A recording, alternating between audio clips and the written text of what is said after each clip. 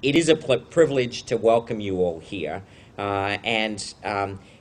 you know, it's rare, I think, that we get to really celebrate the great interest in and passion for the life of work of a true British genius.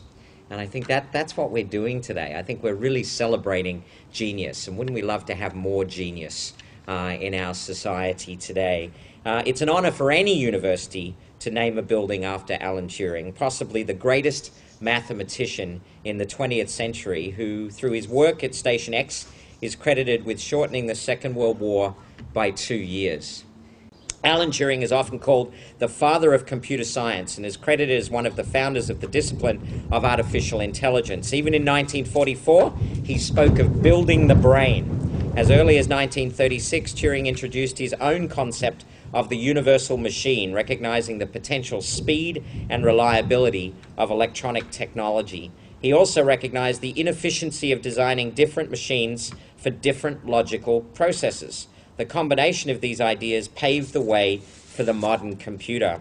The epithet of genius has unfortunately been diluted through overuse, and I think that is quite a true statement. But Alan Turing was a genius in every sense, and this morning's speeches have amply illustrated the key aspects of this great man's life.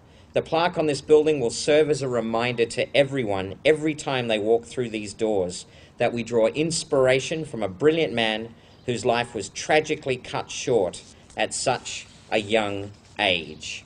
And so I would like to welcome now Alan Turing's nephew, Sir John Dermot Turing, to officially open the Alan Turing Building.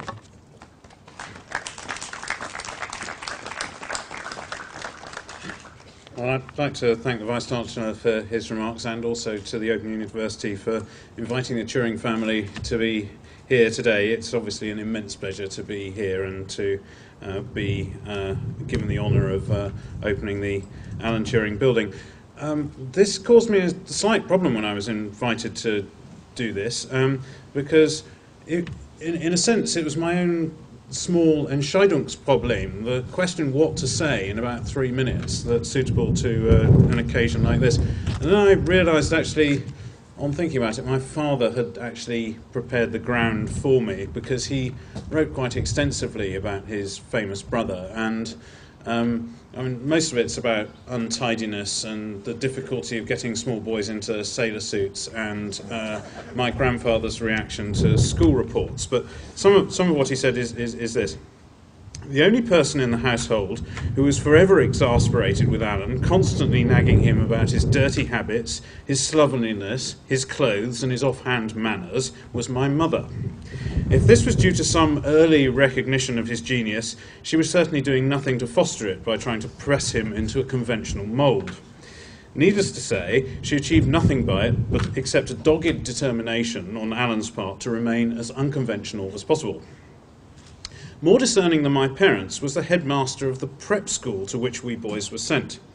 If he had been a little more discerning, or Alan had been less obstinate in his refusal to admit anything to his scheme of things except mathematics, geography, and the art of origami, he might even have groomed Alan for the stardom of a scholarship at Sherborne, but in those days it must have seemed a preposterous idea.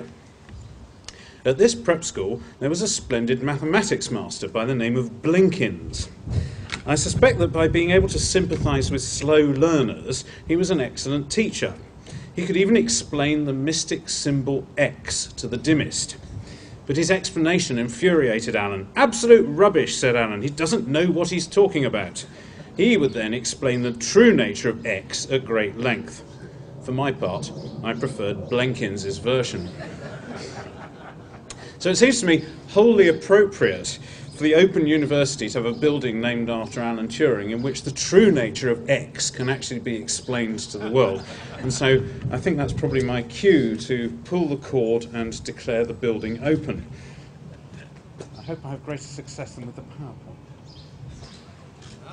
Yay.